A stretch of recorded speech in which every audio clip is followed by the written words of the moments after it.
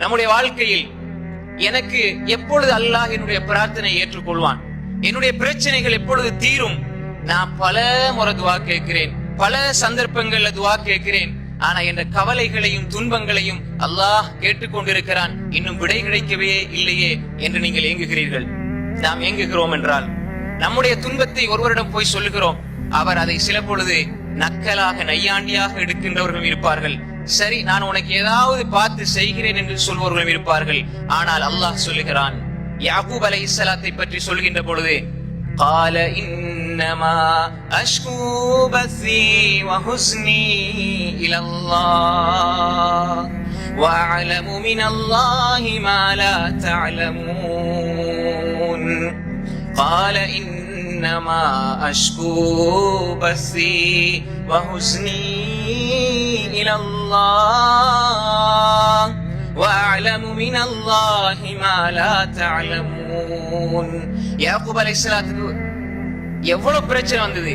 நேசித்த மிக மிக உள்ளத்துக்கு நெருக்கமான யூசுப் அலைஹிஸ்ஸலாத்தை இழந்து பல வருடங்களாக தவிக்கிறார்கள். பல சோதனை அடுக்கடுக்காக வந்தது. இந்த சோதனைகளை எல்லாம் நான் யாரிடம் முறையிடுகிறேன்? சூரா யூசுப் 86 வசனம், قال انما اشكو بثي وحزني الى الله. என்னுடைய கவலை, என்னுடைய கஷ்டம், என்னுடைய துன்பம், இவைகளை எல்லாம் நான் என்னுடைய ரப்பு அல்லாஹ்விடம் முறையிடுகிறேன். என்ன கஷ்டம் வந்தாலும் மனசை தளர விட்டுறாதீங்க. கொள்கையில, ஈமான்ல நீங்க உறுதியாக இருங்க. அல்லாஹ் என்னை கைவிட மாட்டான், என்னுடைய ரப்பு என்னை கைவிட மாட்டான். இதுதான் ரசூல்மார்கள் எங்களுக்கு படித்து தந்தது. யாக்கூப் அலைஹிஸ்ஸலாம் இதைத்தான் சொன்னார்கள்.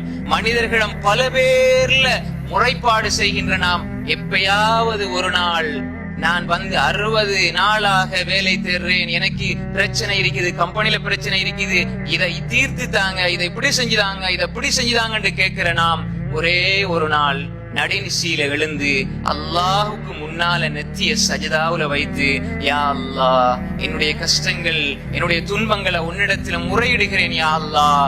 நிச்சயமாக நான் ஈமானிலே உறுதியாக இருக்கிறேன் யா அல்லாஹ், நீ தருவாய் என்ற நம்பிக்கையோடு இருக்கிறேன் யா அல்லாஹ் என்று முறைப்பாடு செய்தோமா?